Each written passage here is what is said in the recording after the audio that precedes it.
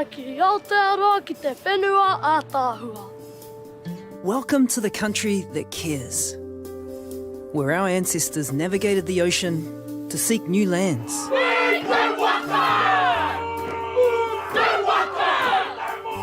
It's a land where our history unites us.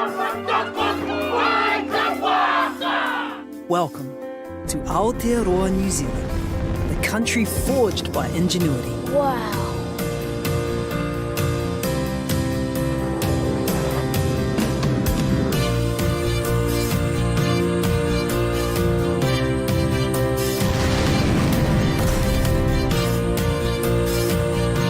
Welcome to a land that cares for us, because we care for her.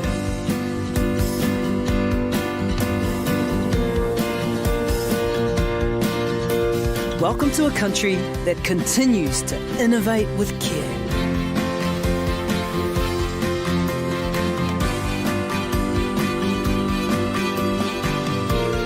Where ancient wisdom has taught us what is the most important thing in the world? It is people, it is people, it is people. Welcome to the country where the landscape connects with you. Where we stand on ancient glaciers and golden beaches. Welcome to a country whose cities are alive.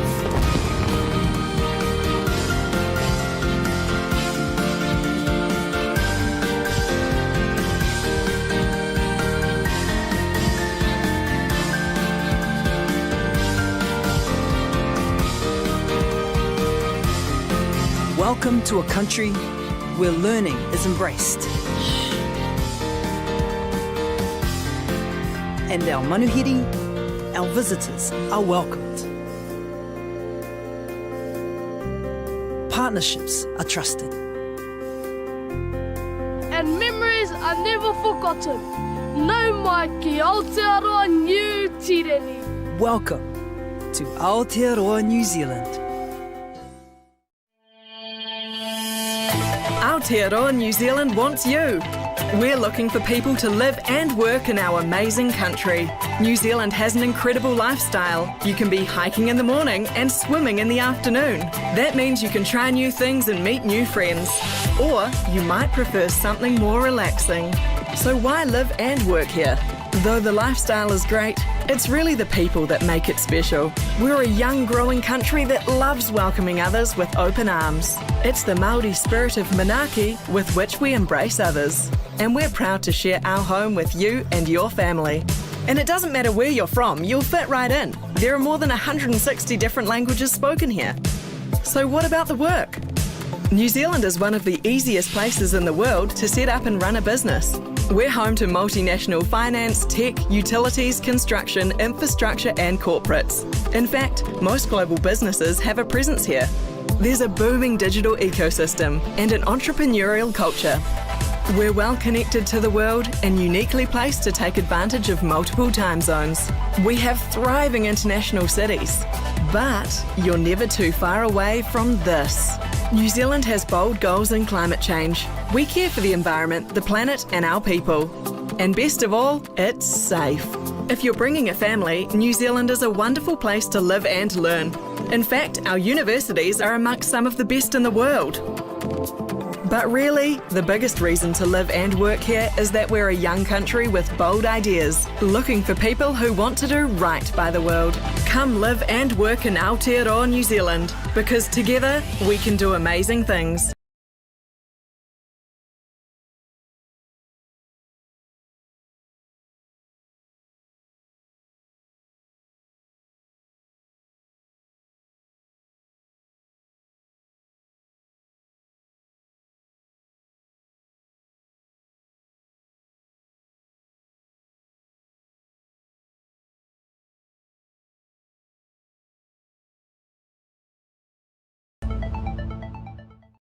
When I think of New Zealand, I think of a place that is pure and magical, and it's the most beautiful place I've ever seen my entire life. New Zealand is spectacular. Subhanallah. It's really that piece of heaven that is on earth. We care for people and our planet and our future generations. And that comes from a word in Māori that we call kaitiakitanga. We're on a mission to make better things in a better way and tread more lightly in the way that we make products, to be thoughtful about the environment. The only way we're going to make positive change in the world is to do things differently, and that's what we try and do. And our gift to the world is not just our beautiful environment, but all of our talent. New Zealand embraces and celebrates innovation, whether it be food, but also wines that stand up to the best in the world. They created a style of Sauvignon Blanc that took the world by storm. New Zealand is a country rich with creativity, and when you combine that creativity with the power of technology, that creates things that no one could have imagined possible. New Zealand is right bang in the middle, and I love that very much. And what we can offer is limitless. Technology is our fastest growing industry. We've been able to develop boats here in New Zealand that are capable of 4 times wind speed, so we're very much pushing the edge of technology and construction. And at Google, we love Kiwis because Kiwis have this can-do attitude. You're looking for people who are just going to make things happen. And my education in New Zealand convinced me that I could achieve anything I wanted to do. You're taught to question, you're taught to wonder, you're taught to puzzle, to be inspired. 自由なエデュケーションを受けることができて、自由な考えを持つこともできたというふうに感じます。At my school, we've got kids from all over the world. 160 different languages are spoken in New Zealand. Opportunities are equal to all. We're also good at other things, lots of other things. Look at the movies they make. They do the best visual effects. 他们没有把它当成一个工业产品，而是把它当成了一个艺术品。太棒了。 Our gift to the world is our people, who succeed wherever they go. To be a Kiwi now is something that I'm very proud of. I'm lucky that I grew up here. And although we're only small, we believe we could take on the world. It made me feel there is nothing impossible. It was the window to the world for me in New Zealand. Be ready to fall in love with this country because it's not a hard task. What is the most important thing in the world? He tangata, he tangata, he tangata. It is people, it is people, it is people.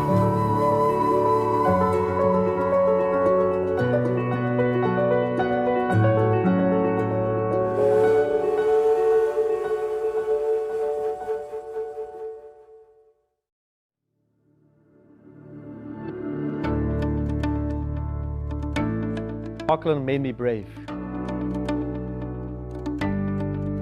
Auckland made me open-minded. Auckland made me think outside the box. Auckland made me confident. Auckland made me adventurous. Auckland made me proud of who I am. Auckland made me more connected to the world. Auckland made me find myself.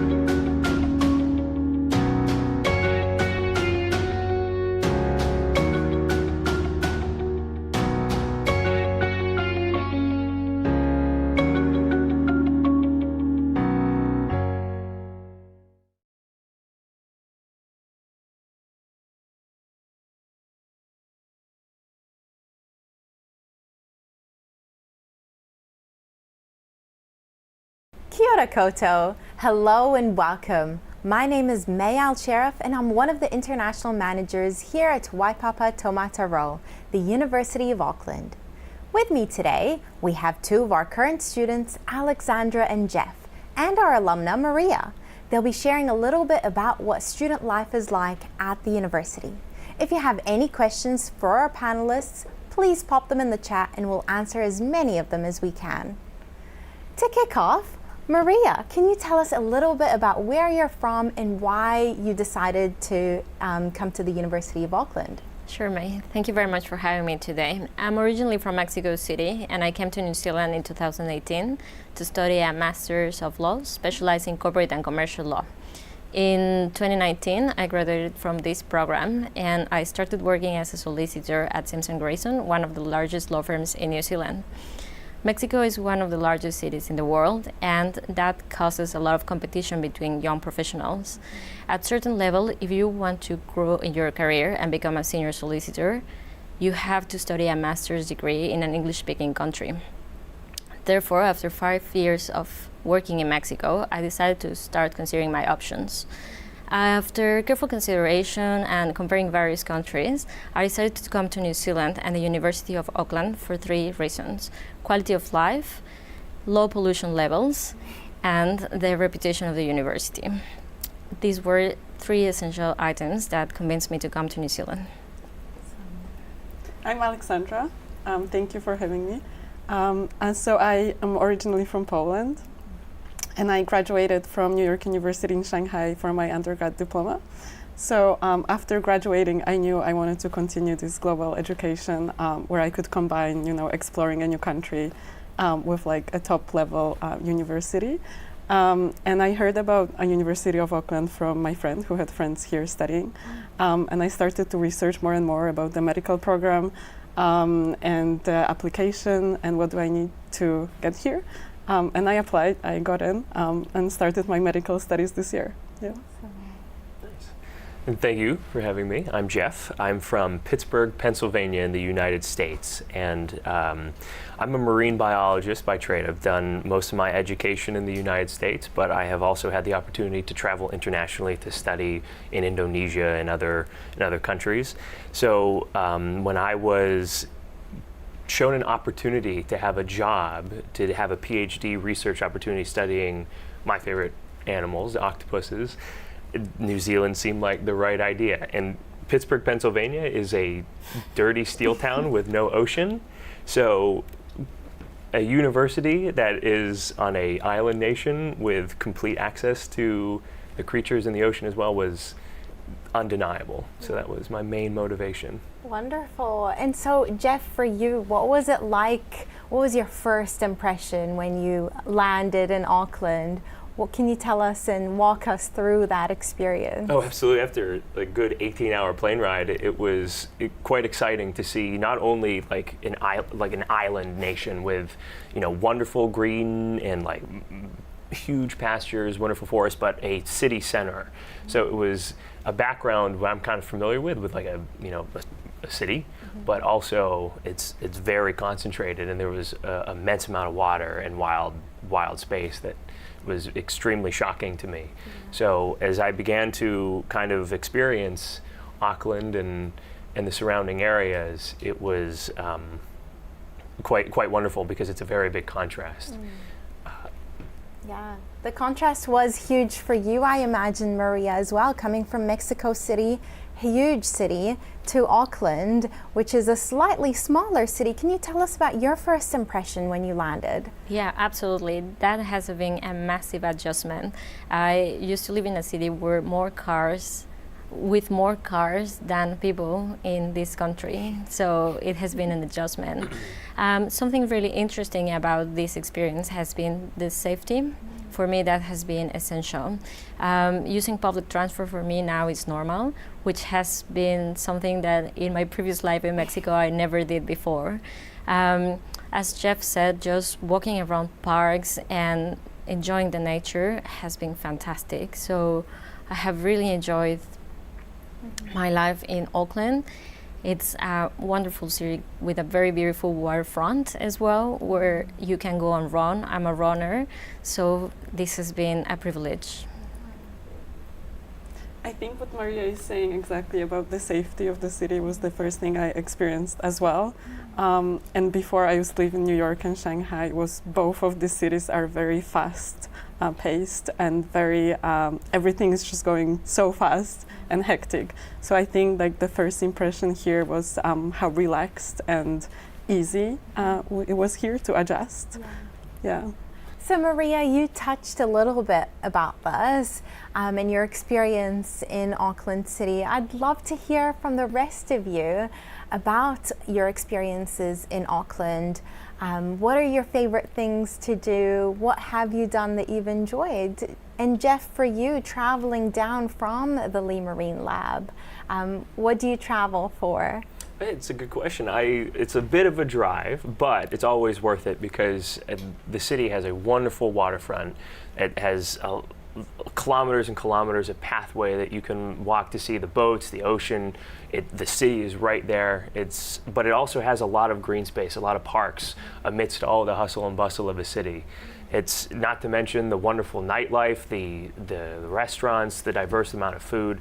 But there's also awesome attractions such as What a Workshop, which does all the movie props for a lot of famous movies, which is always fun. It's like a really cool museum. There's a lot of interactive activities that are highlighted in some of the big city center districts, such as the All Blacks experience. So it's always worth my drive coming down to experience those things. Yeah. What about you, Alexandra? So for me, right after I came here, I signed up for sailing classes, so I got to enjoy the water as well. I also play tennis. I play with the tennis team at the university every week, so that's so cool as well to experience. And then the city life, also very fun, you know. So yeah. Yeah, well, diversity is something that Auckland embraces, and I like very much being walking in the streets and listening to so many languages. It's funny because now as a Spanish speaker, you go on the streets and then you can identify different Spanish accents. So it's just like, this person might be from Colombia, or this person might be from Mexico or Argentina, but also other English accents from around the world. So I've loved that in Auckland we can contact with people from all over the world. Now I have friends from South Africa, which is super exotic from somebody coming from Mexico. Yeah, it's awesome, and it's also very welcoming. I mean, the diverse population from everywhere around the world. I joined a Brazilian dance club, which I never would have done in the United States, just because of all the limitations there with regards to work life and how stressful it is. But here, it's such a nice city. It's so relaxed, and everybody has a good work-life balance. And so with a really diverse population like that, kind of activities that were never there for me are now present, and it's so much fun to take part in. Yeah, I'm glad you mentioned that, Jeff, because Alexandra also mentioned the tennis club. Yeah. And so the university has over 200 clubs to pick from. Yeah. And so I'd love to hear from you, Maria, about your experience at the university. Did you join any clubs? What was that experience like? Yes, well, for me, the master's was obviously the main goal, but as well when I came here, I signed up immediately for Auckland Half Marathon. So I came with my partner, and the life-work balance was so great that I was able to join the recreation center and go and train every day. So I will run in the morning in the waterfront next to the ocean, maybe 6-7 kilometers per day, and then go to school, have some classes, and then go back to the recreation center and train there. So this was my best half marathon ever, and it was fantastic because you start from Devonport, which is opposite side from Auckland CBD, and then you cross the Harbour Bridge. So you have a panoramic view of the city when you are running. And it's so encouraging because at that time I was sharing this passion for running with other students as well. So we not only did that, we also went and did the Tongariro crossing, which is in a national park. So we all rented an Airbnb and we just joined this trip. It was a fantastic experience. Yeah, how long is the drive from Auckland City down to Tongariro? I will say maybe 2 hours and a half, but I wasn't driving, so I wasn't really sure. And so for the rest of you, have you traveled around New Zealand at all? Been to a couple really nice places, mostly in the North Island. I haven't yet to travel to the South Island. I hear that's the best, but the natural landscape is just unbeatable, right? Like, it is phenomenal. So a lot of my trips have to do with hiking, a lot of trails. And so one really nice place is a peninsula called Tauwhanui, which is a wildlife refuge. And so you haven't lived until you kiwi spotted at night to see the little birds that are being rehabilitated there. It's wonderful, very open, very safe, very beautiful. But one of the best trips I've taken was to Hobbiton in Mata Mata. And New Zealand has a reputation for its film locations, and it lives up to the hype. An absolutely wonderful experience of the Shire and wonderful rolling hills, but it's a farm, but it was so worth, again, it was like 2.5 hours of a drive, but it was a beautiful day, beautiful island. It was very different than Auckland, a totally different landscape, but it was so exciting. That was one of my best trips. Yeah. For me, for mid-semester break, I went with my classmates to Paradise Spring Valley. So we got to pet like baby lions, which was so cute. It was like a 4-hour drive out of Auckland. So we also got to see the landscapes when driving. We stopped in Cambridge and Hamilton. So I also got to explore different cities on the way. And I plan to stay here a little bit over the summer to explore everything else, since I still didn't get that many chances to. So I'm very excited for that as well. Yeah, there's a lot to see around Auckland, within Auckland, and in the wider New Zealand, North Island and South Island.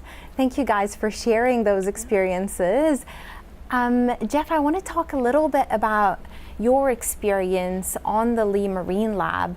What is that like? What sort of activities do you do? Can you share a little about that? Absolutely. So as a marine science student, this is one of the best places that I could have imagined to study. It is a marine lab that is smack on the water, extreme access to the animals I need to study, but also just basic amenities to support their husbandry. So like seawater and nutrition and food, it's all right there. It may be in a rural area, but the lab is by no means rural. It is a fully functioning, wonderful facility. And it is just absolutely breathtaking because the coastline is expansive. The lab is on that coastline, and you are a snorkel or a dive away from, well, for me, collecting octopuses. But it is such a great community because it's everybody with such similar mindsets. But also that diverse background that New Zealand attracts. So you have other Americans, you have Mexicans, you have people from Asia, all over the world, everywhere. And they all have that common interest in marine science. So it's this really unique community of like-minded people that help with other people's research projects. Like they're not like so centered in their own research, but they go on boats and help out and dive for other people's research to create that really tight-knit community. So not only a wonderful science opportunity, but a wonderful community in itself. And Alexandra, you're based at the Grafton campus studying medicine, and we've got a question from the audience. They want to know, what is it like studying medicine at the University of Auckland? Yes, so what I was looking for in the medical program was to build up on my knowledge that I already had from my undergraduate studies. And I think that's exactly what I found here. So for our program, we have a format where we learn module by module. So right now we're doing respiratory module. So that combines, different fields of medicine into one system, studying about one system. And I think that's what makes this program so interesting as well, is because you can build that knowledge step by step, system by system, module by module. We also get to experience clinical skills classes since the very first semester, which I find so helpful as well, where we have patients actors, so we get to learn all of those practical skills since the very beginning. And it's all happening around Grafton campus as well, so everything is very convenient, close. All of the classes are very close to each other as well, so everything is the same place. At the same time, we have many cafes, restaurants around the campus. So during the breaks, we can just go, enjoy a coffee before the next class. We also have the beautiful Auckland Domain very close by. So whenever I walk back home, I walk through the Domain, which is so beautiful, relaxing as well after the medical classes. So yeah, it's a mix of everything. And I really enjoy, every single day going to lectures, enjoying the classes, having everything in the same place as well. Yeah. Yeah. And Maria, your program studying law was completely down the hill, away from the Grafton campus. So can you touch a little bit about your experience of studying law? Absolutely. My experience was very different studying law in New Zealand than in Mexico. In Mexico, I went to a university where the campus was massive, but it was surrounded by the city. And Auckland campus is in the middle of the city. So you have all these different buildings, the library, the lecture buildings, which are fantastic. Classes are very personalized, and you get to talk to the lecturer quite close and often, so they help you with your research and with any questions that you have. The waterfront is not very far away from law school, so conveniently I rented an apartment that was in between of them. So I just walked to school, and in the afternoons I just walked to the waterfront to train or run. Beautiful. And so that touches a little bit on the student life experience and how you can create that life based on what you're studying, where your classes are. If you could describe your student life experience in 3 words for the audience, what would those 3 words be? I have to say uninhibited, challenging, and exhilarating. Uninhibited because there are so many opportunities available, both for like fun things to do, but also that work that I do, like there are no limitations, and therefore is challenging because it's up to me to kind of both in the studies ask those questions and to do good work as a PhD student, but also with like my fellow students. It's up to me to kind of like get everybody together, especially in a rural Lee Marine Lab campus, but it's exhilarating. It's always worthwhile, and it's fun. As someone who is not from here and coming, it is such a wonderful and exciting experience and opportunity. I would say exciting, unpredictable, and eye-opening. Yeah. Why is it unpredictable? I think being an international student in general, I feel like it's always an unpredictable journey where you always have to be ready, for new adventures, new experiences, just always be open to experiencing new things, meeting new people. And that, I think, brings that unpredictability factor with it. Yeah. For me, I would say inspiring, adventurous, and transformative.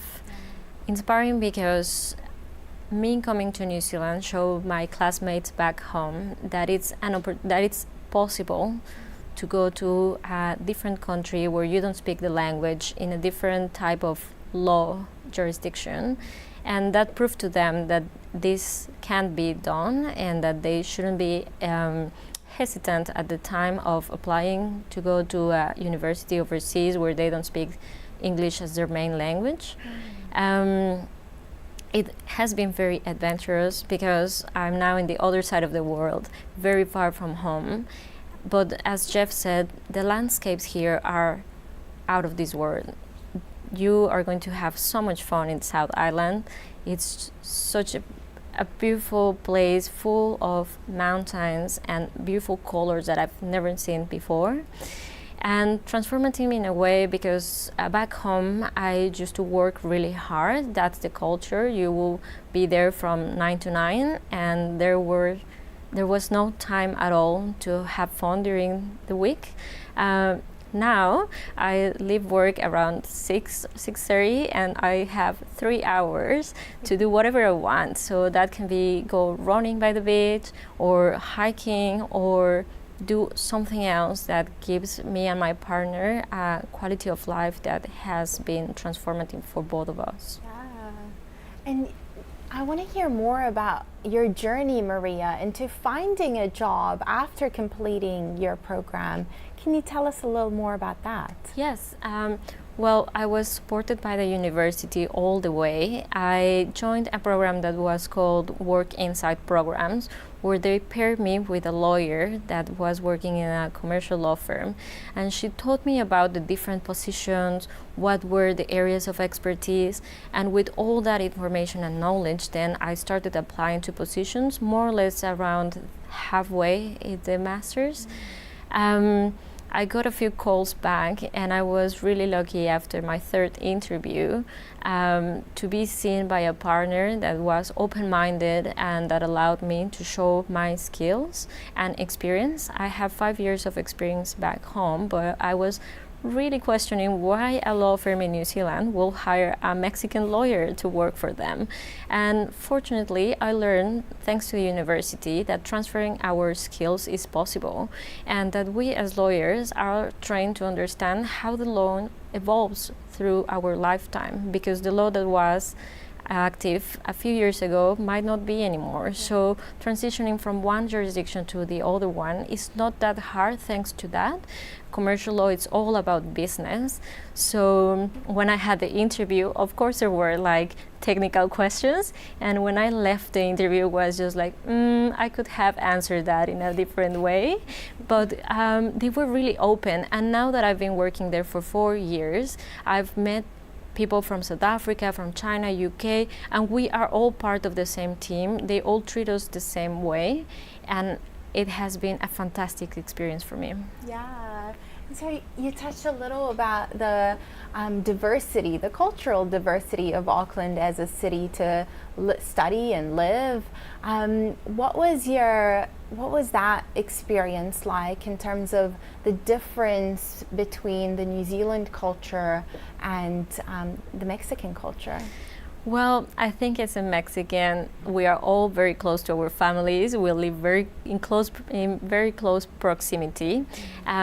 Here in Auckland, it's a little bit different. You need to drive a little bit longer to go to places, and that has been very different, but not in a bad way. I just like that there are many more open spaces, and culturally speaking, I don't think there is much difference as well in the sense that everybody's very friendly. And now that I've met more foreigners here, it's super nice to be talking to Brazilians about food and to people from Europe. Everybody's very passionate about that. They all feel very proud about it, but in a way where we can share our cultural background and just make the most of it. Yeah, and for you, Alexandra, and for you, Jeff, what was the most notable cultural differences that you experienced? So I also didn't find that many cultural differences. The main thing that I experienced right after coming here would be, I would say that it's more relaxed and easygoing place compared to the places I lived before. So I had to kind of adjust and get used to that aspect as well, in a good way, because I also never realized, how stressed we are in the cities like New York or Shanghai, and there's so much going on. And here you can actually take a breath and take a second for yourself and take it all easier. So I think that was the main difference that I've experienced after coming. Yeah. I completely agree with you. It's such a different work-life balance that did take some time to adjust.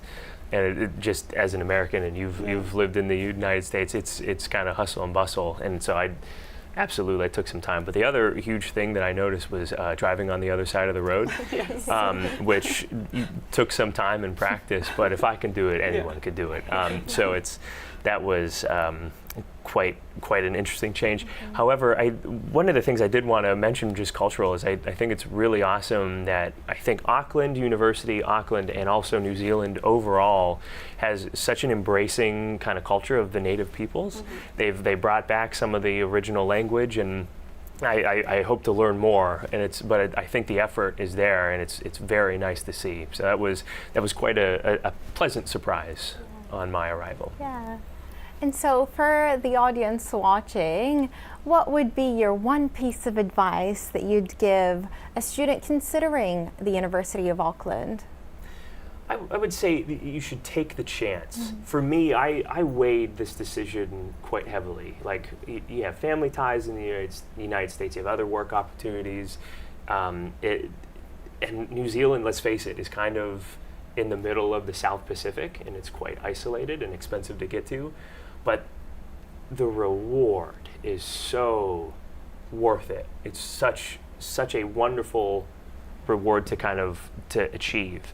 At least for me in the sciences, I can't imagine doing anything differently. There were many opportunities to continue my education in the science in the United States, but the amount that I'm getting here is so much more than I would have in the United States. I think it's worth the jump. It's worth living. Yeah. I would say my advice would be to just stay open, be ready to be challenged, and be comfortable with just being uncomfortable in a new situation and new environment, because it's going to be challenging, obviously, especially for international students. You're going to be so far away, but try to take advantage of that uncomfortable situations, of all of those challenges, and then you'll be able to see, how you can grow. And how much you can change thanks to being in such diverse environments. And I think that's the most challenging, but at the same time most rewarding process that you can go through. Yeah. Well, now after 5 years of living here, I would say do your research, enjoy the journey. It's a marathon. This is going to take time to adjust, to learn a little bit more about the culture, the language, how you will interact with other people that are also in the same situation. And something that happened to me was that when I arrived here, everybody was asking me, why did you come to New Zealand? Like, why New Zealand? And every time you tell the story, it gets better, and you convince yourself. And it's a way of verbalizing as well why you are here, why you decided to take this pathway in your life. And it's very far away from home for sure, but as all of the panelists have mentioned, it's worth it. Yeah. I would love to hear, how did you guys make friends when you first arrived? Yes, so for me, I didn't know anybody before arriving here. And I think the first time I made friends was when I moved into Unilodge, which is the student accommodation, where I lived for 2 months. That was the first time I got the chance to see other students, to meet other students as well. I also joined psychiatry club at our university, where I'm doing social media. So guys, go and follow us. I also joined tennis team. That's where I made friends as well.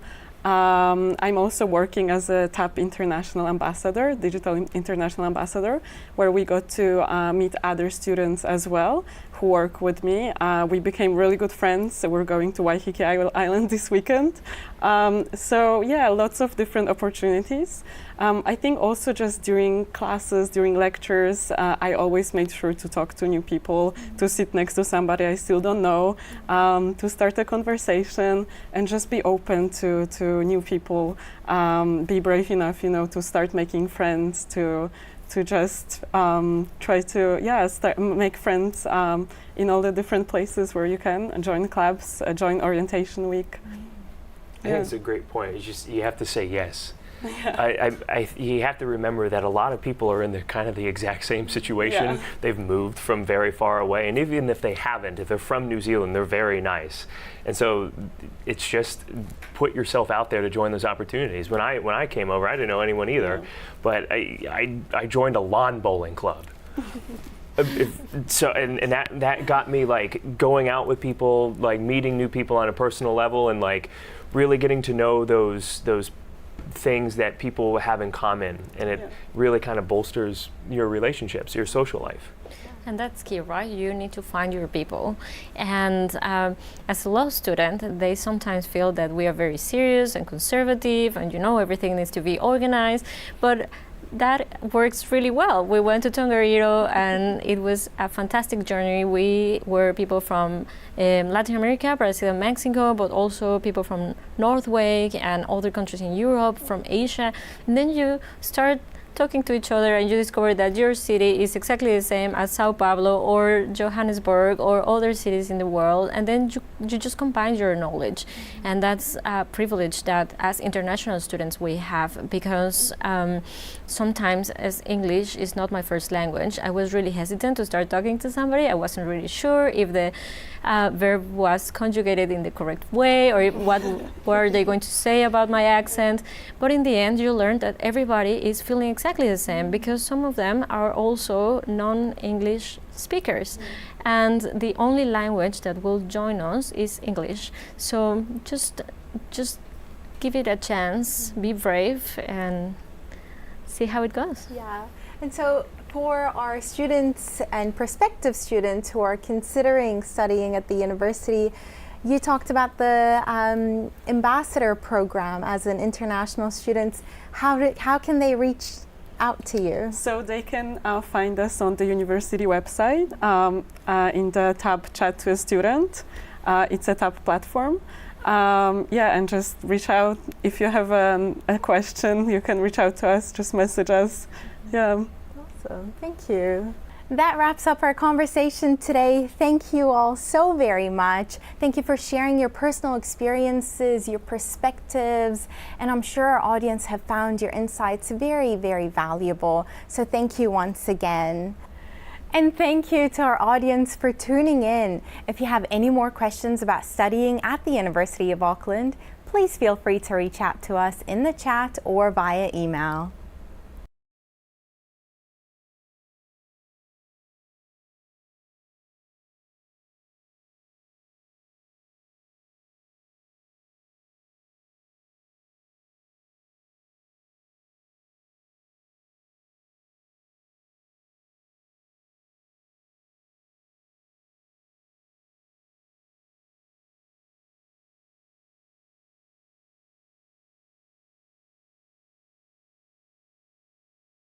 I'm delighted so many are joining us to learn about studying law at the top-ranked law school in the country, and indeed one of the best law schools in the world. We're ranked 62nd at present. To study law is to learn about the principles that govern society and hopefully make it run more smoothly. In addition, the law school offers a fabulous array of elective or optional courses in areas such as international law, environmental law, Indigenous law, human rights, family law, taxation, and the list goes on. We have a group of exceptionally dedicated law teachers here at the law school who are committed to an engaging and lively classroom experience. Now that the pandemic is relatively under control, all classes are face-to-face, although we continue to supplement classes with engaging online material. I look forward to seeing some of you at the law school when you enrol in the LLB. My name is Bronwyn, and welcome to the Auckland Law School, where I work as the Associate Dean of Learning and Teaching. Why would you choose to study law? And my top reason would have to be that people who have law degrees have impact, because law touches everything we do, from birth to death and everything we do in between. Students can specialise in a whole variety of different areas. My own area is international law, but beyond that, there's many areas of private law, domestic law, including such things as family law, criminal law, and dispute resolution. Other fields that you may be able to get into by studying a Master of Legal Studies, for example in the building industry, would be perhaps to do with building disputes, which is quite an important field, and perhaps contracts, understanding how contracts are drafted and understanding how people get into trouble, to do with professional negligence. My name is Tony Zing. I'm a student at the Master of Legal Studies program at Auckland Law School. I'm also a corporate manager at a manufacturing company. I really enjoy studying exciting cross-disciplinary legal issues from top experts from New Zealand and overseas. I also study with students from a wide variety of backgrounds. So no matter what undergraduate degree you hold, you can join us on the Master of Legal Studies program.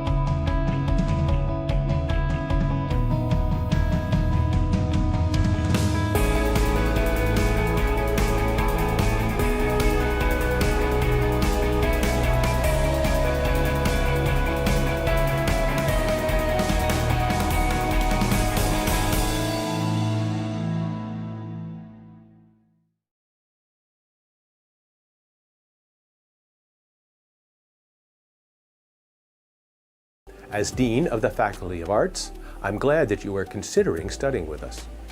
I'm excited to share more about our world-class programs and opportunities. As the #1 arts faculty in Aotearoa, we pride ourselves on offering the highest quality of teaching and research in social sciences, humanities, languages, Maori studies, and Pacific studies. Our programs are designed to provide you with the skills and knowledge you will need to thrive in today's rapidly changing world. Introducing the University of Auckland Bachelor of Arts. The Bachelor of Arts is a flexible and fascinating degree with over 35 subject areas called majors to choose from. You can examine social issues, learn a language, study communication, explore cultural perspectives, or question art, philosophy, or history. A standalone BA needs 2 majors, and the combinations can be very exciting. You might want to continue a passion from high school and mix it with something completely new, or just stick to 2 subjects you already love. If you know exactly where you see your future self, you can select 2 complementary majors that bring you closer to your goal. Or combine your BA with another degree and supercharge your potential. You will gain specialist knowledge from your chosen majors, and all BAs help you develop employable skills and give you access to career-focused courses. At the University of Auckland, you'll learn from top academics with the best research and teaching experience in Aotearoa, setting you up for success at home or around the world.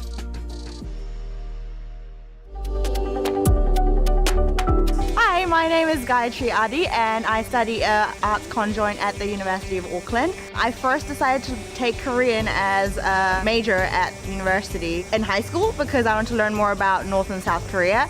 But now I do Korean because of the people in my class and also because I want to be a future diplomat. So I want to represent New Zealand in Korea in the future. Kia ora, ko Toma Hou. I'm Tom. I'm studying Māori Studies and Law at Auckland University. I came to Auckland University having studied no Māori 3 years ago, and I thought I'd give it a crack. And I found it to be a very supportive environment. I hope to be able to use this degree to help improve the position of Māori in New Zealand society. And I found that potential employers, people who want to hire me in the future, have been really responsive to that, and they've really valued the fact that I've been able to look at our country through another culture. So that's been very promising in that respect. Hi, I'm Patricia Pillay and I'm an anthropology student. Anthropology is the study of humans, their culture and human past civilization. We are looking for the old remains of the barracks wall somewhere underneath Albert Park. And we're doing this by using the electrical magnetic resistivity survey to identify any archaeological features that lie underneath here. Hi, my name is Lena and I'm a second year law and art student at the University of Auckland. I'm double majoring in art history and politics. I'm doing an art and crime paper, and it's actually quite interesting seeing how politics and the economy shape art as well. So if you're keen, join us at the art history department or study a BA at the University of Auckland. 우리는 지금 한국어 배우고 있어요. Come study a BA at the University of Auckland.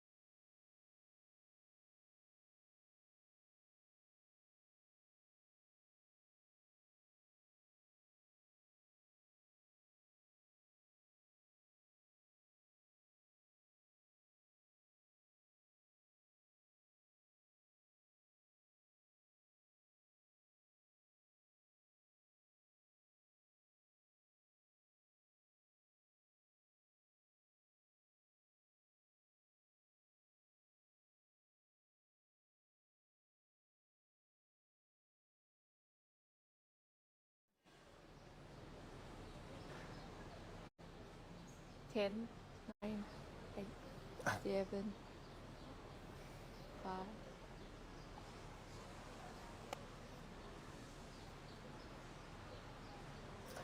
What up, everyone? Welcome back to the University of Auckland International Open Week. I'm Alex, a third-year international student from China, and I'm currently doing my third year of accounting and commercial law degree. For some of you, you might recognize me from the tour yesterday to the recreation center. And to those of you, I would like to say thank you so much for coming back. We really do appreciate your support. And for those of you who didn't come yesterday, rest assured, you did not miss much. For today, we are here at the heart of the city campus. So a little bit about our current location. We are in the court in front of the Kate Edgar Student Information Center. And so a little bit about the history of this very building. So Kate Edgar was opened in 2003. It was the first and still is the largest student commons in the whole University of Auckland library system. Right, now a little bit about our location at this place. So this Kate Edgar and this whole court is located at the very center of the city campus, which means that from here you can get to the OGGB, which is that way, within maybe 2 or 3 minutes, to the engineering building, which we'll have a separate tour later, maybe in about 1 or 2 minutes, and it's very close to the science building as well. So that's very good. And now a little bit about what the surrounding in this course. So right here on my left-hand side, your right, we have the Monty Mart, which is essentially a mini supermarket. And by extension, you can basically get whatever you need and want here. And that includes the energy drink, some very decent home meal between lectures or between your study sessions, and some various other things as well. Right over there, we have a very quaint cafe. And they also serve food as well, and as well as the very, very good coffees. Across the coffee, we have the Nido and a taco truck, where you can get very good and very good food at very varieties and at very affordable prices as well. In this whole court, you can see that we have lounges and chairs and tables laying around. So these are all for you to stay here to enjoy the food you just purchased, or simply just hang around with your friends and enjoy your time here at the university. And so this pretty much is the whole outside of Kate Edgar. Now, if you would please follow me, I would very much like to show you the whole interior of the building. Come with me.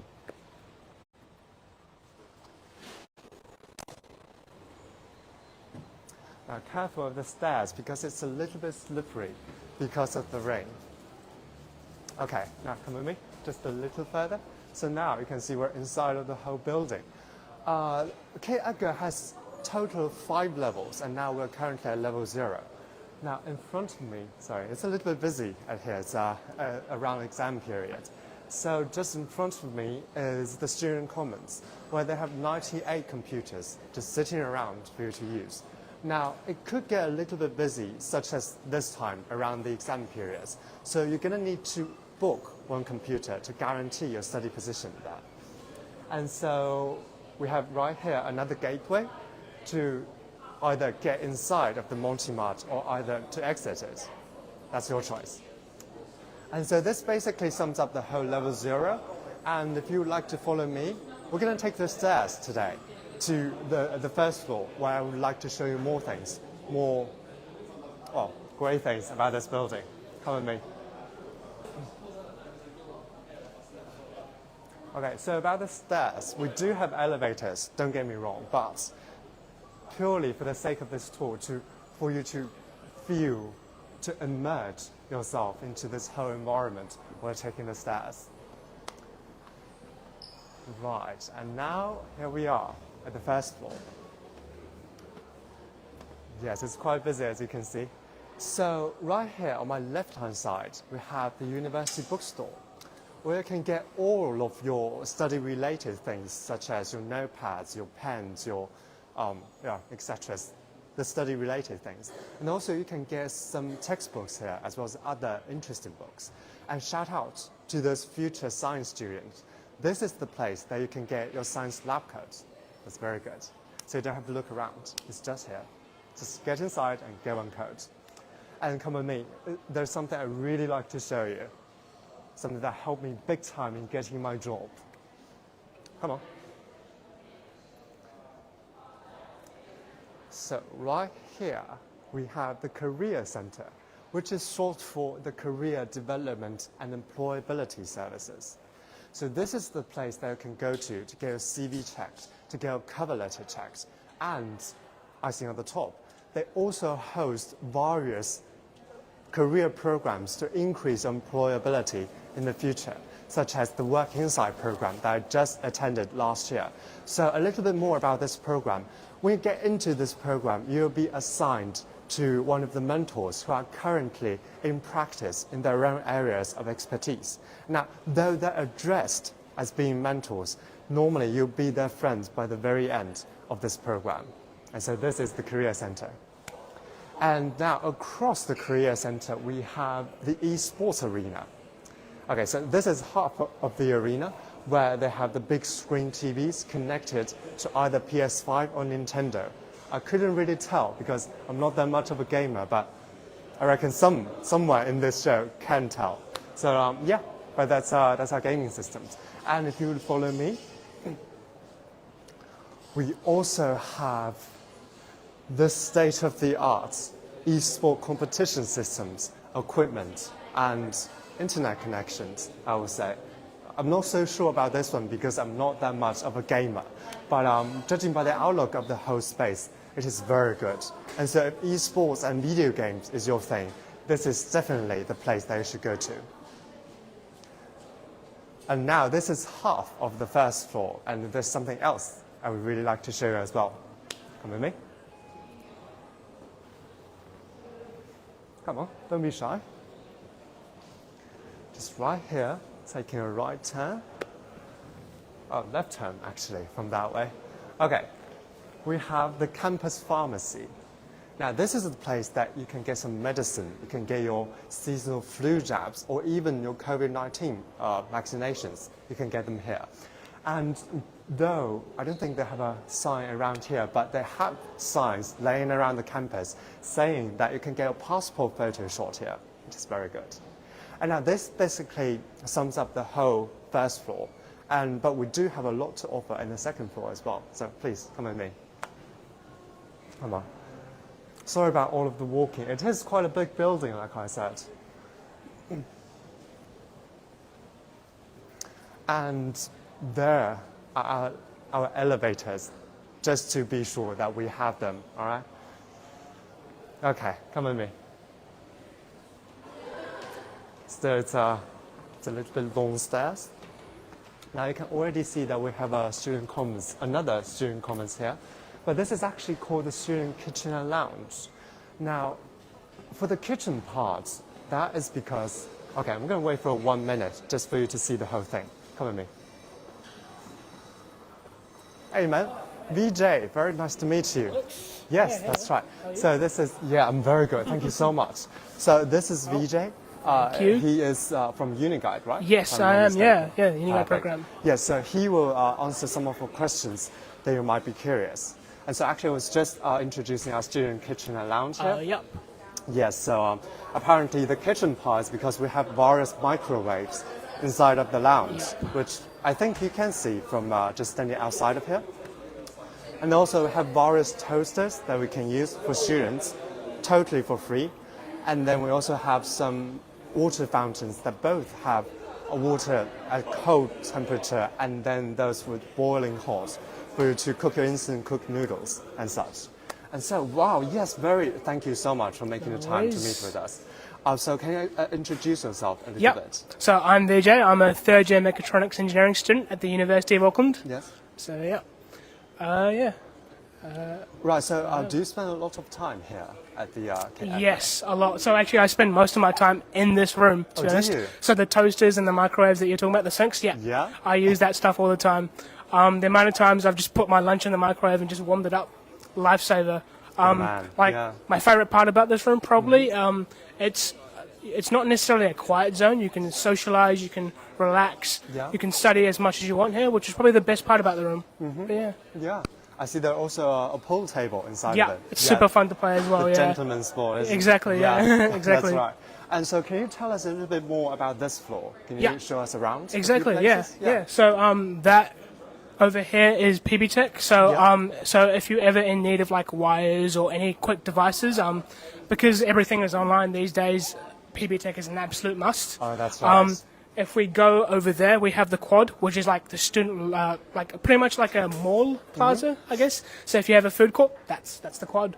You can get anything from like restaurants, like Gongcha, drinks, smoothies, and stuff like that. Wonderful. Over there, we have the computer space, where you can use a computer or you can actually get assistance with a computer. Yeah. Also the student IT hub as well.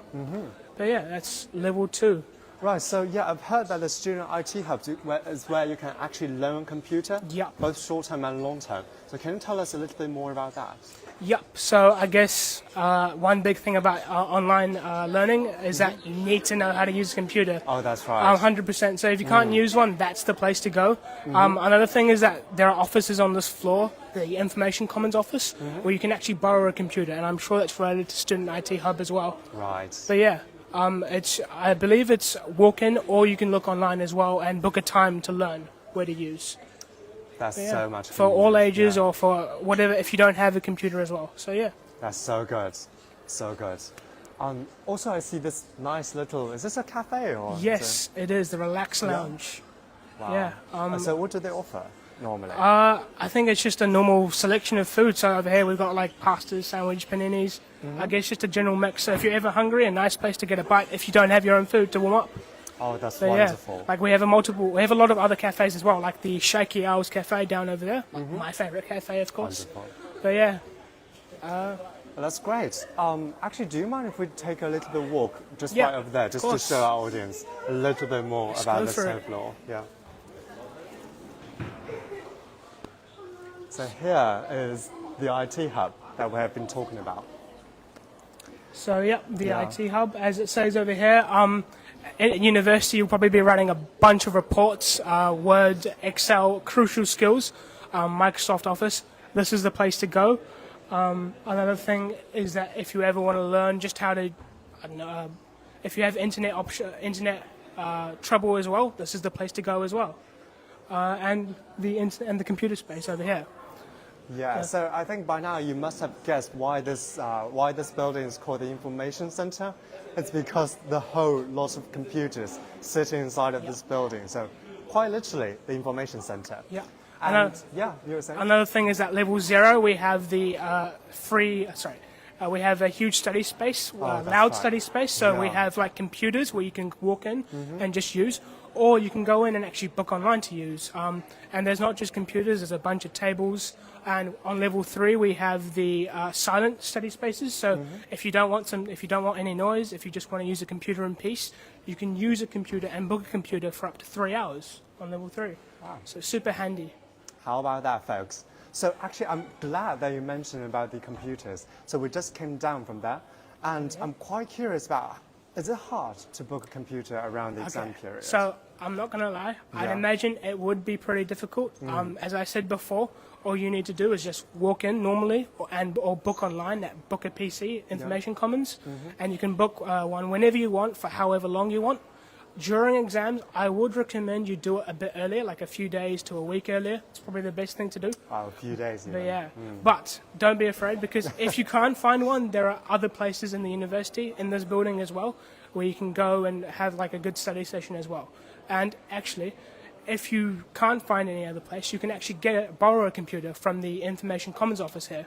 Actually, I believe it would even be here. They would point you to the right place. Yeah. So yeah. That's wonderful. That really is wonderful. So can you tell us a little bit more about what is your favorite spot? To spend your time here. in Favorite this building? spot? Actually, I spend a lot of time either on here, so student hubs again. I don't always study. I kind of just spend my time there, to be honest, or the quad.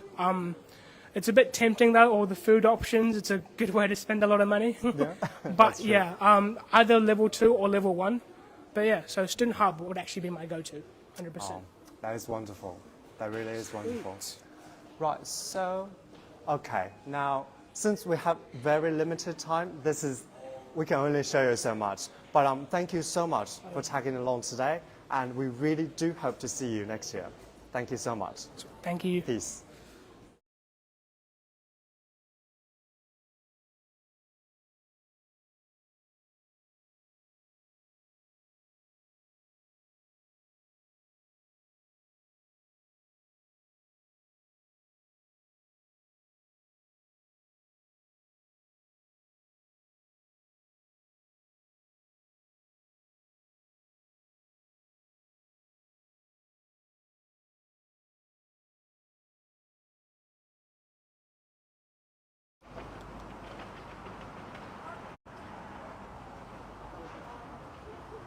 Hi, kia ora. Welcome back to International Open Week. My name is Audrey and I'm an economics student here at the University of Auckland, originally from the United States. Today I'm going to be taking you through the Unleash space, which is here in our Faculty of Engineering building. The Unleash space is a vibrant and welcoming place where students can come study, create, or just hang out. The Unleash space is also home to Velocity, which is an entrepreneurship program here at UOA, which we'll be talking to my friend John about in just a few minutes. So come follow me and we'll head into the Unleash space.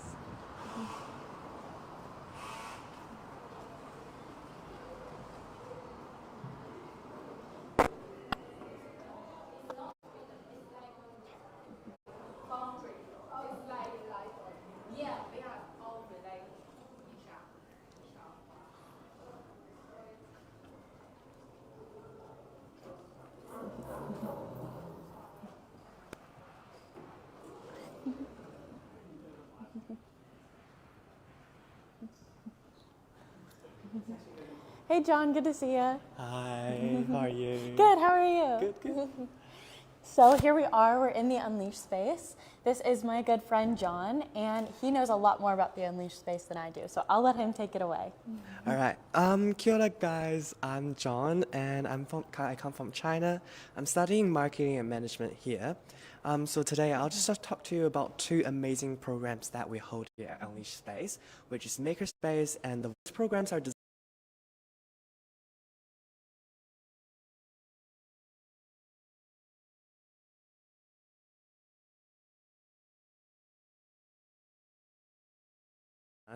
next year, and these programs and become part of the innovation entrepreneurship community. So first, let me tell you about Makerspace. If you want to follow me to the bridge here.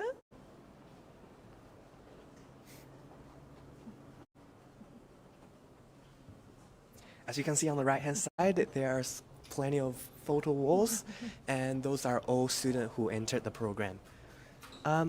Right here is the Makerspace.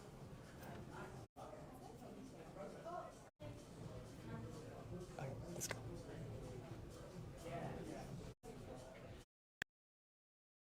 The collaborated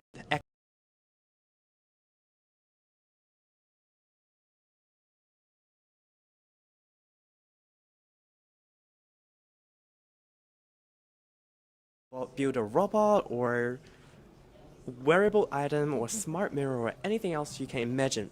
Makerspace have the resource to help you to do it. And you can also learn new skills, meet another makers and mentors, and have fun along the way. I think there are around 5,000 students joining the Makerspace space each year. Wow. Yeah, and just to give you some example, if you want to follow me this side. On the shelf here, there's plenty of items that they have designed.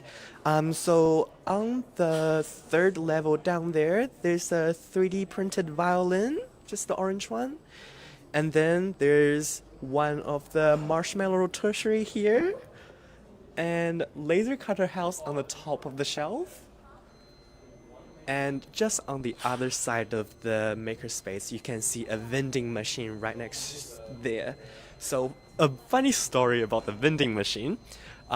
It was broken at the beginning, and then it was completely locked. So the Maker member here, they actually broke in the vending machine, fixed it, and now students can actually sell their products in there by scanning the QR code, which is fantastic. So those are student products. Yeah, cool. super good.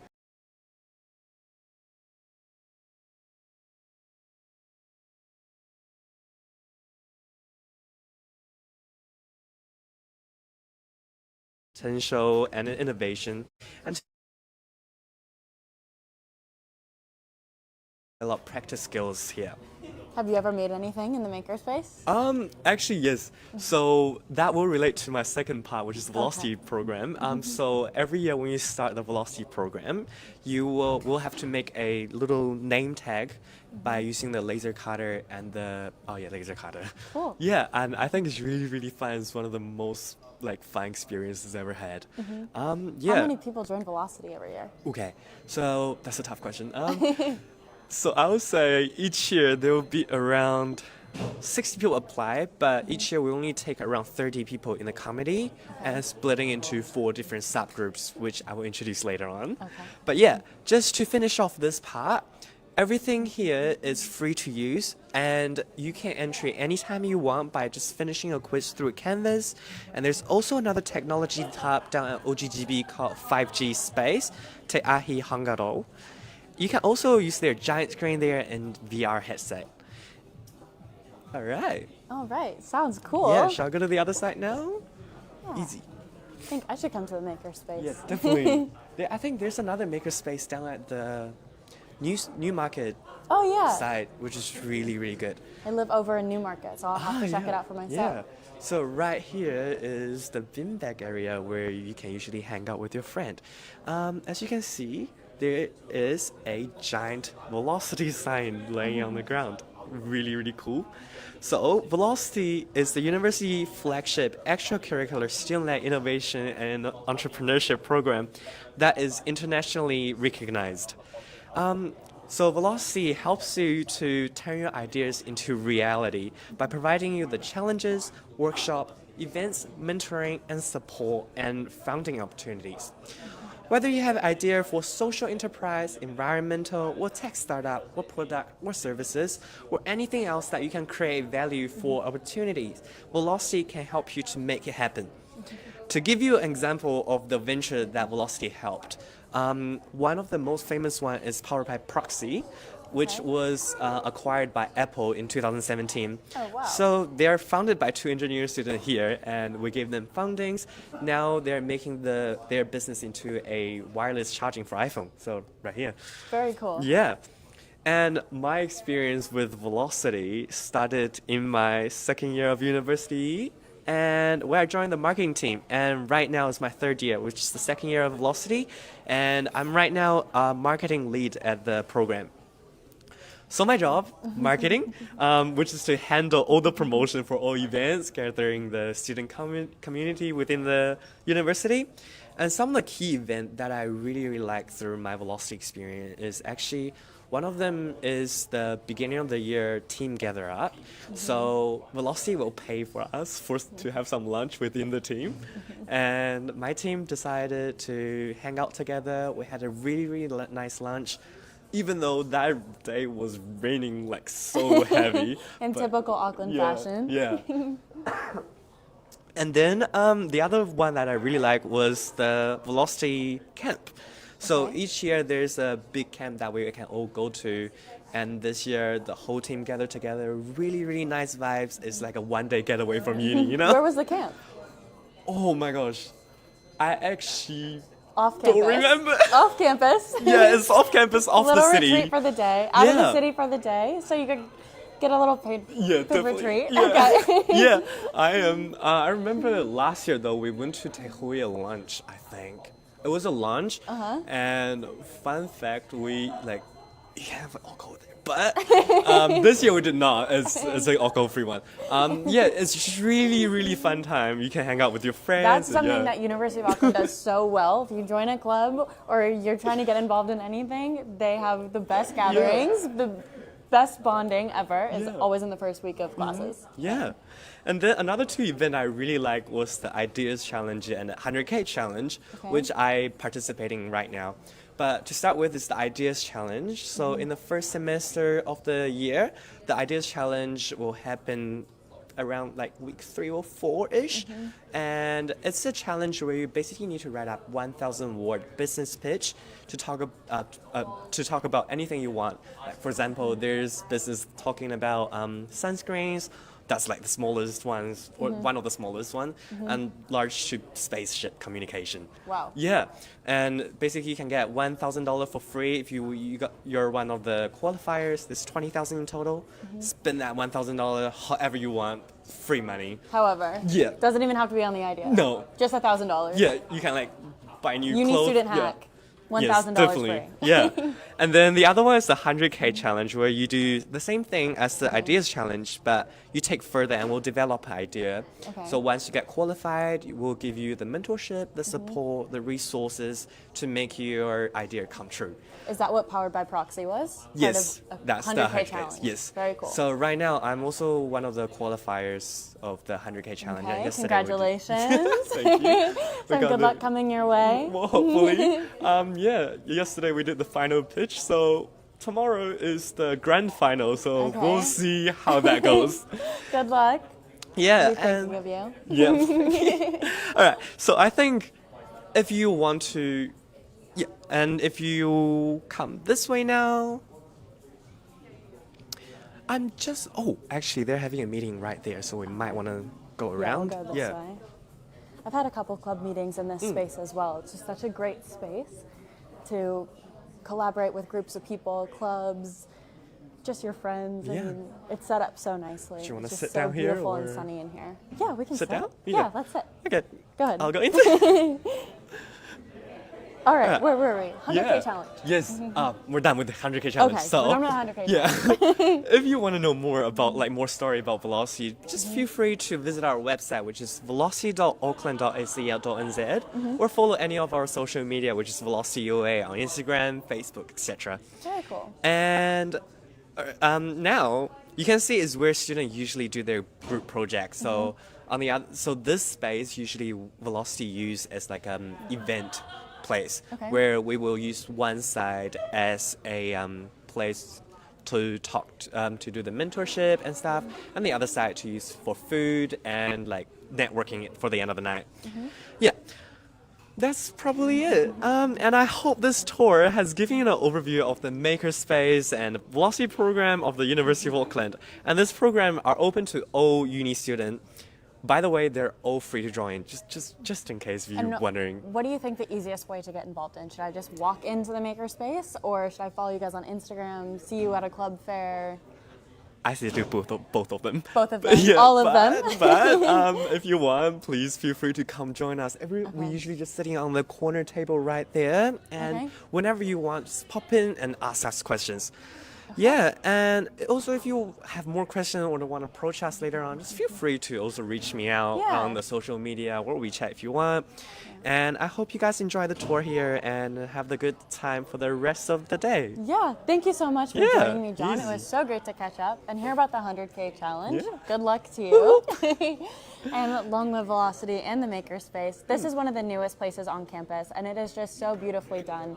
So bright, as you can see, so many places to sit with your friends, study, and just collaborate. So I'd highly recommend it as somewhere you can go on campus to just hang out, relax, get away from the city life. Yeah. But thank you guys again so much for joining me today at the Makerspace and hearing about Velocity.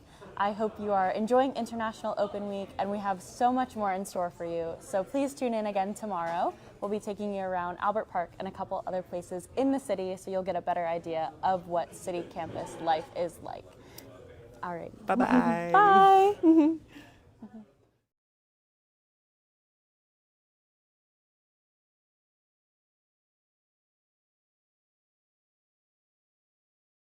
Making a decision about what to study in your tertiary qualification can be very exciting and somewhat challenging.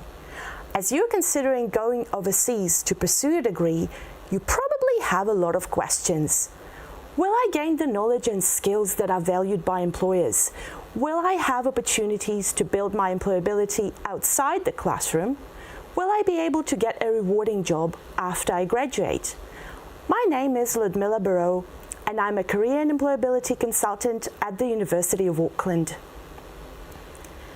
Every day, my dedicated colleagues and I help our international students develop their self-awareness and employability skills and interact with employers.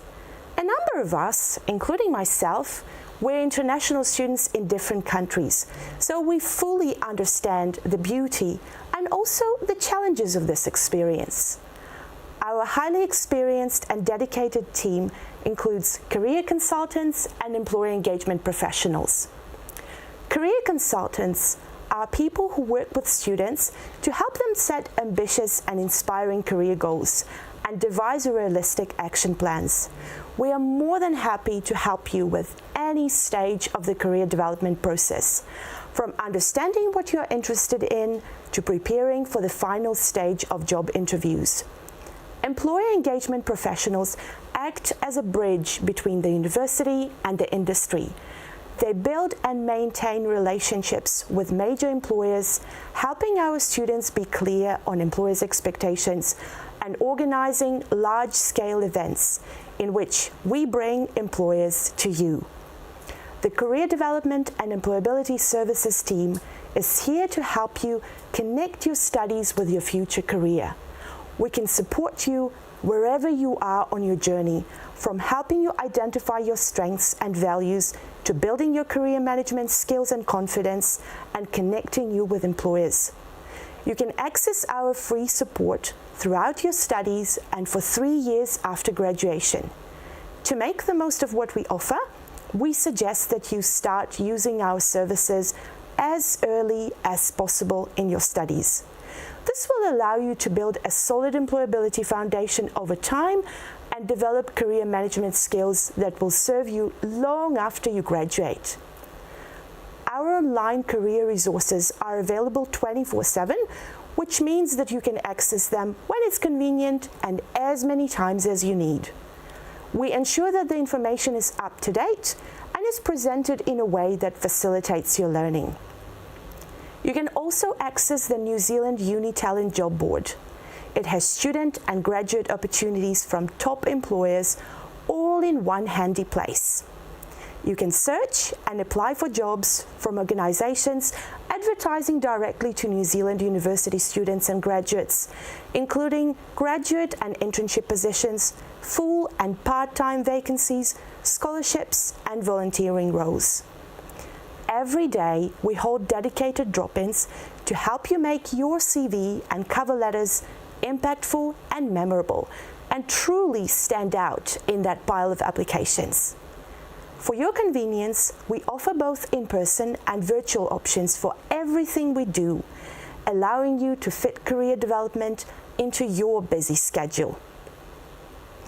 Career development is a highly practical matter, so we create opportunities for you to learn, reflect, set personal and professional goals in a highly supportive environment where you get to interact with us and other students. We run different workshops every week and regularly offer new programs and topics, responding to our students' needs and employer feedback. Wherever you are in the process, we've got you covered. From figuring out what you want in life to the practicalities of a job search, we offer workshops that will support your career development. When you feel like you would benefit from more tailored support and a deeper conversation about your career goals and challenges, you can easily book a one-on-one appointment with one of our consultants.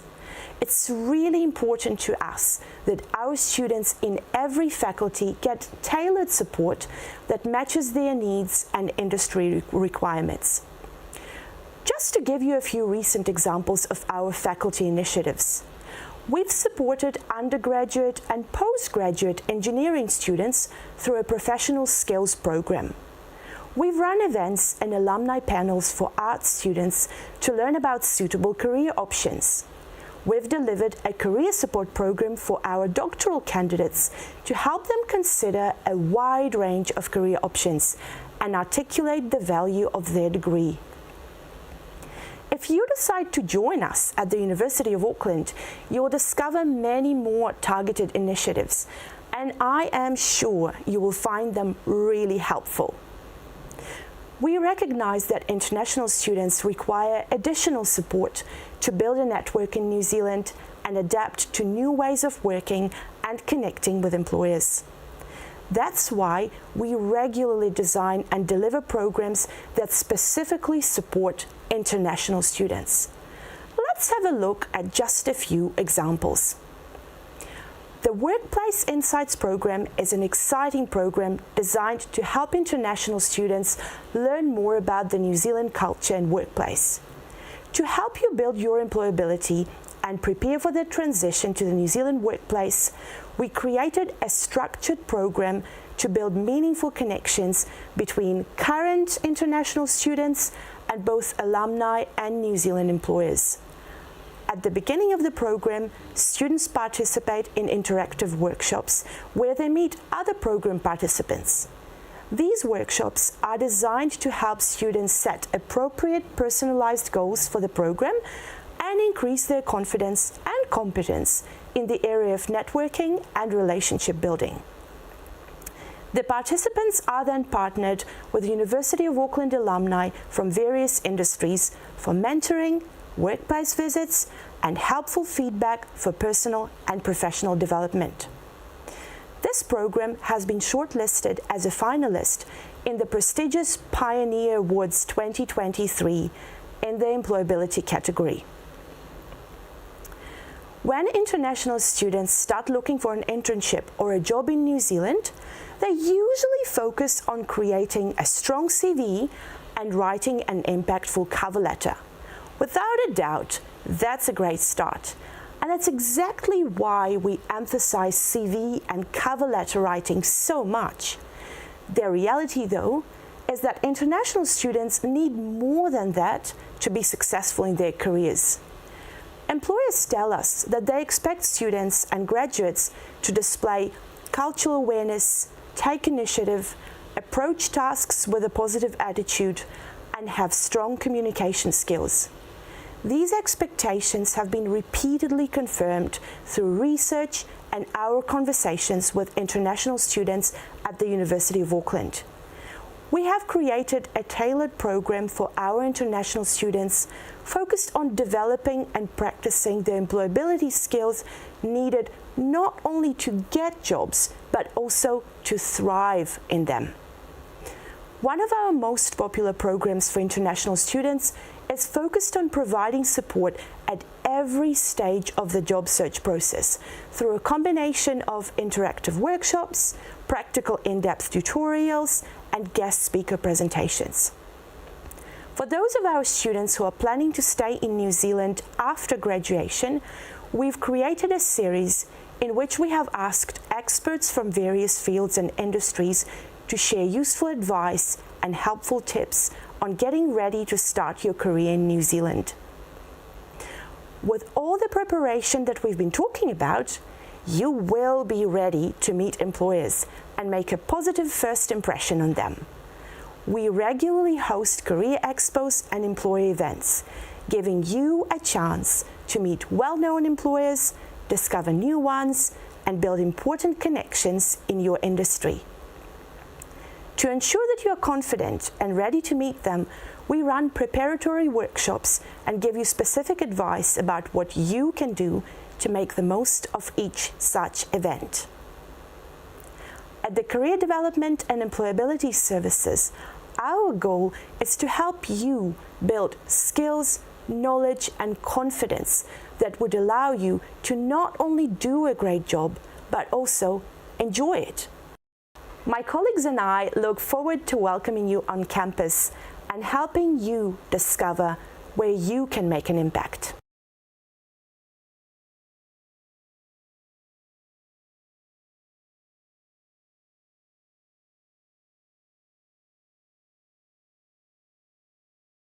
Hello and welcome. My name is Ludmila Barreau. I'm a career consultant at the University of Auckland Career Development and Employability Services.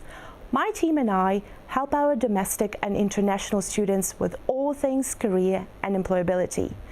Today, I've got two wonderful international students with me that I met through my work. We're meeting in a very different context today. This is really different from our offices. And I'll ask Richard and Pipi to introduce themselves. Richard, we're going to start with you. Right. Hi guys, I'm Richard. I come from China and I'm in my second year in the University of Auckland studying marketing and management. You're welcome, Richard. Over to you, Pipi. Hi, Namila. So I'm Pipi and I'm doing my PhD in population health and I'm during my first year, so I just arrived at the Auckland in April this year. So yeah. Every time I hear PhD, just these three letters, I just can't help but be really impressed. Actually, with both of you, I know you both have done some really great work. I had the privilege of meeting both of you through my work at the Career Development and Employability Services. And I will just ask you first to share with our future international students how you have used our services and how they've been helpful. Pipi, over to you this time. Yep. Sure. Yeah, I think I have used all range of your services, I would say. And when I arrived here in Auckland and then at the university, so I came back to university after 10 years break from my master. So when I arrived at the university, I get to see all sorts of cool services, workshop. And then I first joined the mature student workshop that was organized by you and your colleagues from Career Development and Employability Services Unit from UWA. And I didn't know much about your services that time. I just go and join, and then I enjoy it. And then I get to hear all sort of cool tips that time. And at the same time, I get to hear about the stories from other international students that they find it challenging to find jobs, even though they have concrete experience from outside of New Zealand. So I thought that, oh, maybe not for me, because I have 15 years of solid experience in international organization. But then I start to look for the part-time jobs, and I find it very difficult, even though I have this concrete, solid experience in population health. Then I start to reach out to you more, and then start to use all sort of your services. I join all the workshops, and I do like CV check and also like cover letter check with you, and then drop in session, and also I also joined some specific kind of workshop like doing networking in New Zealand, and then how to find jobs.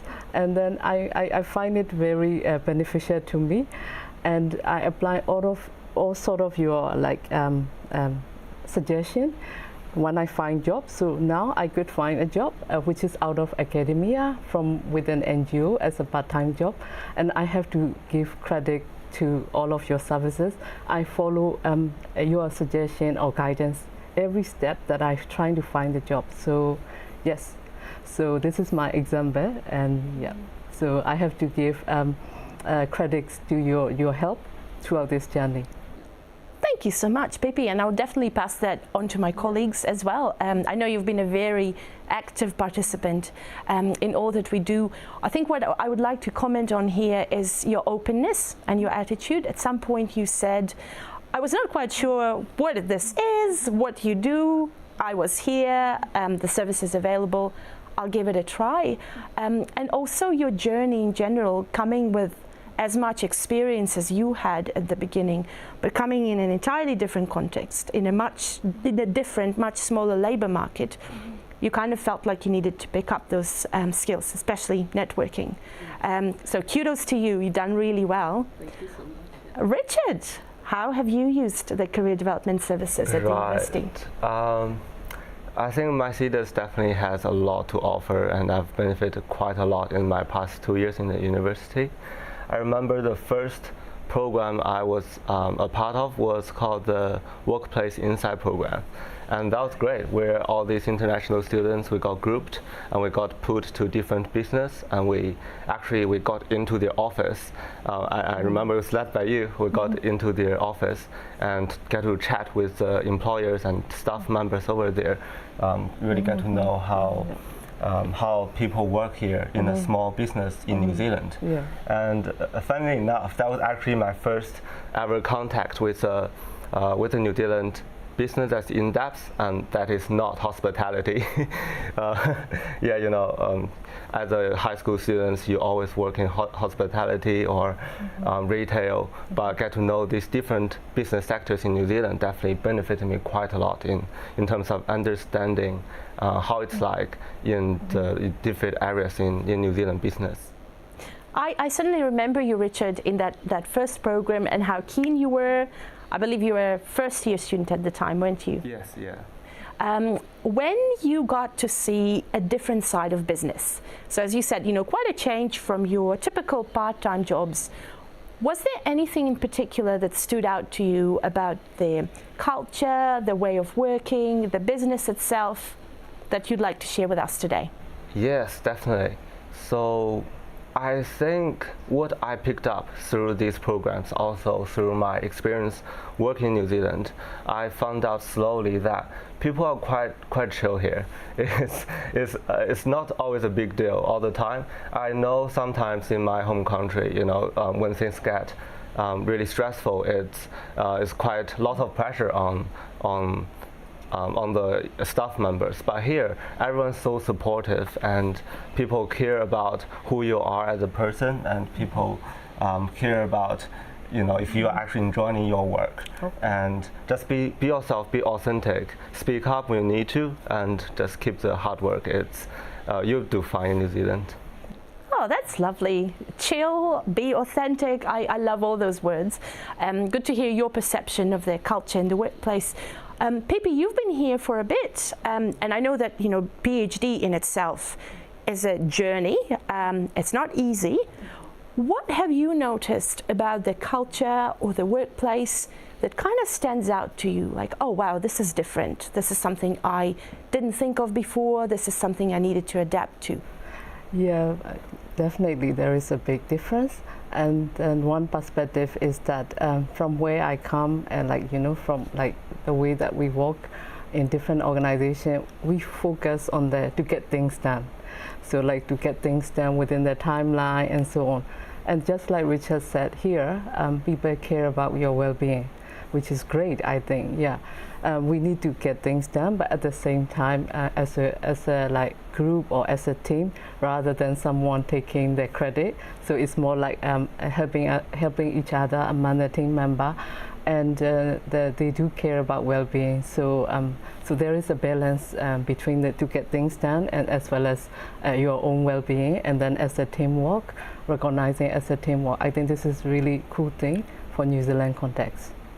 Thank you so much, both of you, for sharing this. So I'm hearing collaboration, well-being, chill, really like the word, authenticity. Quite a nice picture of the New Zealand workplace. That's definitely how I've experienced all of my workplaces here, I would say. You've been in New Zealand for a bit and you've done really well. I know that both of you have used our service and all the other things that the university has to offer. If you were to talk to our prospective international students, people who will at some point come to New Zealand to study at the University of Auckland, what would be some specific advice you'd give them, especially considering career development and employability? Richard, would you like to share first? Yes, sure. I would say I've got 3 tips here actually. First one would be have an open mindset. So I think having an open mindset has really helped me to open many doors here, which means what I mean by having an open mindset is to always be curious, always trying to understand people, understand the situation, rather than judge it at the first place. So in this way, you actually start to learn new things and start to realize the difference in your situations and start to pick up those kind of nuance, which is really great.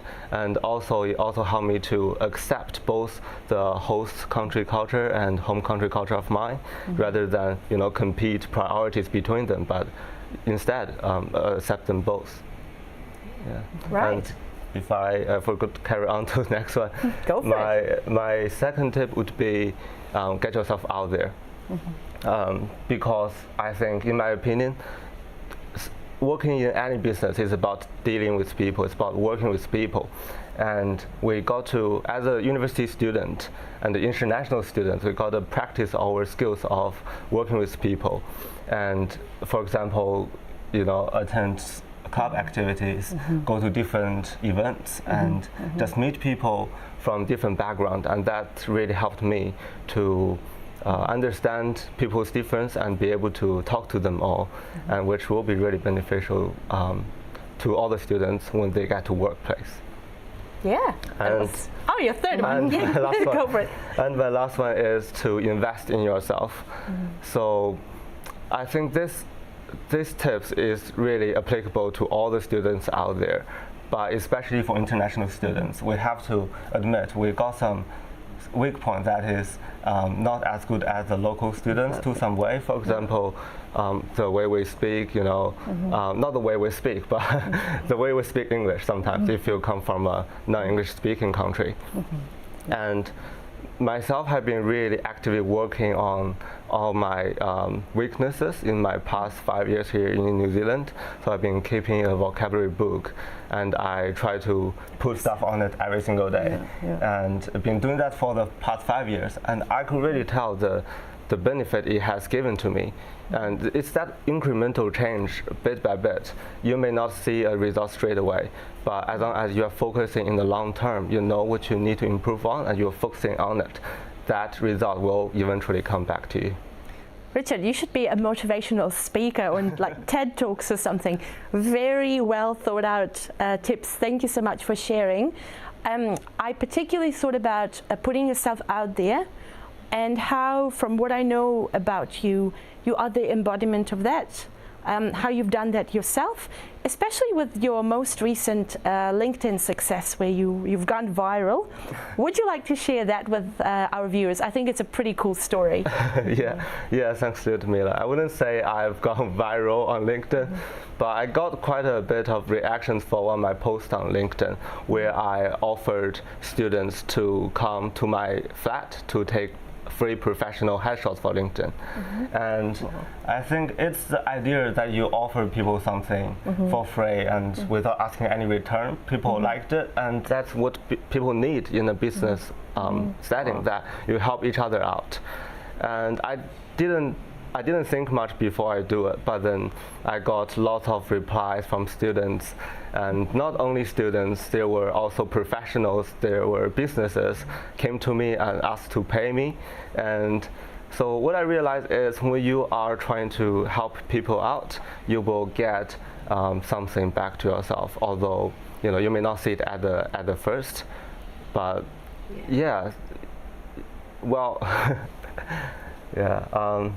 That's a really lovely story, Richard. Thank you so much. I was really impressed when I saw that post, all the lovely work you're doing. I think it really ties in your tip of putting yourself out there and also developing your communication skills. I really loved what you said about all work that we do as working with people. And I think that's where I see in my work, international students sometimes overemphasize hard skills, technical skills. They are often really, really good at those. And that's where developing your communication skills, your presence in the community really helps. It makes you stand out, but it also makes you more known to the labor market, your prospective labor market. Thanks for sharing that. Pipi, what would you suggest? What's your advice for our prospective students? Yeah, well, first of all, from my experience, when we arrive at the university, it could be a little bit overwhelming. Like you come from outside and then you get to settle here, you have to study and so on. But I would suggest that they should start come and see you from the as soon as possible, because during the workshop that I could see some of the international students who are at their final year and the first time coming to the CDS workshop, and then they already got stressed, like whether they will get a job or not. So like we discussed, there is a difference between the international gacha and the New Zealand work gacha. So it's important that we understand the differences, and then we be prepared, like Richard said, early enough. So it would be good that all the international students could give some time to come and see you at the CDS. And the second thing is what I learned about the New Zealand workplace is, yes, there is some flexibility and well-being, but at the same time there is a pragmatism that it's not like they are giving you like a lot of freedom and then you don't finish work, but they still know it. But the New Zealand workplace kind of value the ownership of your own work rather than somebody is closely supervising it. So we should be aware of that culture, and so that by the time when they expect you to finish something, you finish the work like independently rather than like someone is closely supervising it. So I think the international students should be aware of those things.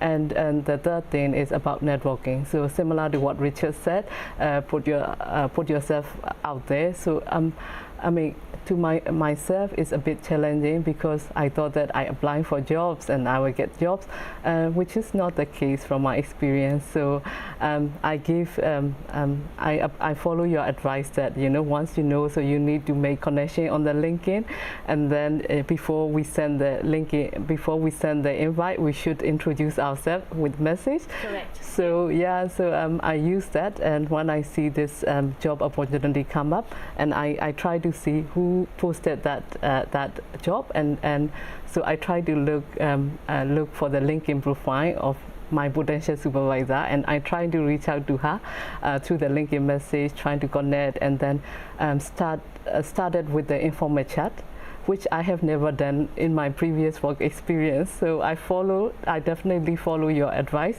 and then work on it, and then it works.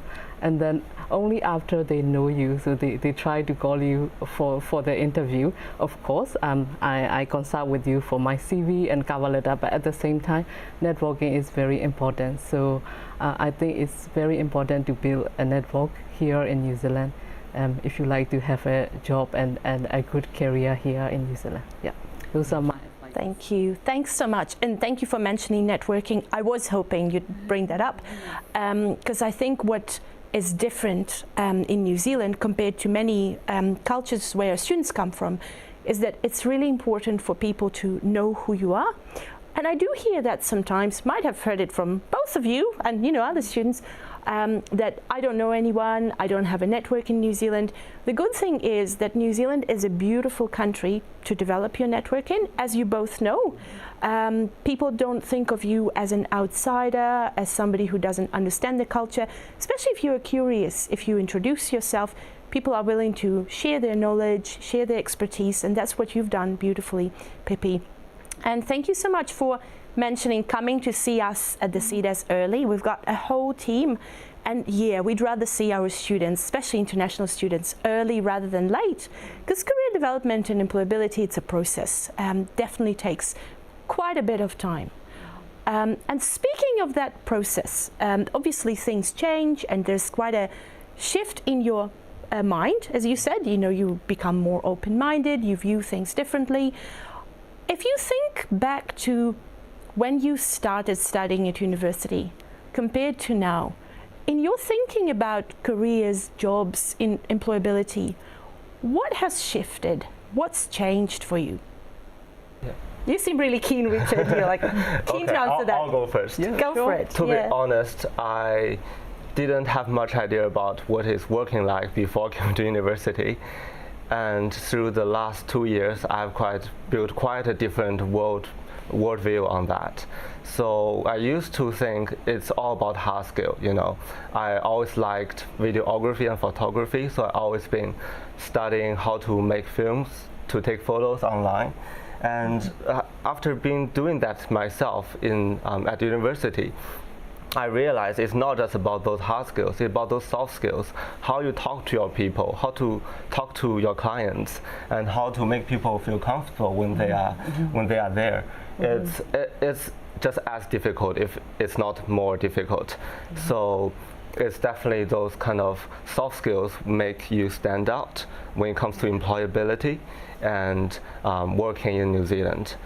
On top of that, I think it's also about the complexity of the workplace, that how much I understand of it. Because before I would just possess a really simple and pure thoughts on it, which is, you go to work every day, you're just focusing on tasks, but it's definitely more than that. It's about connecting the dots. It's about, building rapport with people, building relationship, nurturing a long-term relationship with people. And those kind of more in-depth complexity at workplace is really something that students need to learn that slowly and get themselves in the situation first and learn from doing it, not just looking at it from the outside. Thanks so much. I feel like you can take my job now. You've said all the right things. It's amazing how much you've learned. Thank you for talking about hard skills, soft skills. I like to call soft skills power skills, because as you said, that's what truly makes you be, part of that complex puzzle. Pippi, what about you? What's shifted for you? Yes. Firstly, I would resonate with what Richard said. I think I came to understand that what is lacking with me, those soft skills, right? So like those soft skills, like communication, networking skill, I did some part in my previous job, but I maybe I did not appreciate this much before I come to I'm coming to New Zealand. I appreciate those soft skills more, and then I try to develop those skills more, and in addition to those technical skills at my work. So previously I forgot to appreciate them, so I think this is the key thing. And secondly, I'm learning how to balance between my study and also my work, part-time work. This is about balancing, because previously I worked for full-time, and then I can go back home after my work and I can relax. But here, like working with doing my study, PhD, and also working part-time, so it's a little bit of balancing. So I'm learning about it, and as you said, this is a career development journey. So I keep seeing all those students consultant, drop-in session, or also with you, so to get practical advice on balancing those things as a student while working for part-time. And I believe that because I work out of academia now with NGOs, and I wanted to get a job out of academia, because I want to link that job with my post-study work, so that I can open up more opportunities and also open to the environment out of academia. So I really like this job, and I thanks to Lumila and the team for guiding me throughout this journey to get this job. Yeah. It's our pleasure, Pippi. I'm loving your growth mindset and your focus on development, how it's a journey. It never ends, really. Thank you so much to both of you, Pippi and Richard. Thank you for taking the time out of your day. Good luck with everything. More viral posts on LinkedIn from both of you. Thank you so much for watching us.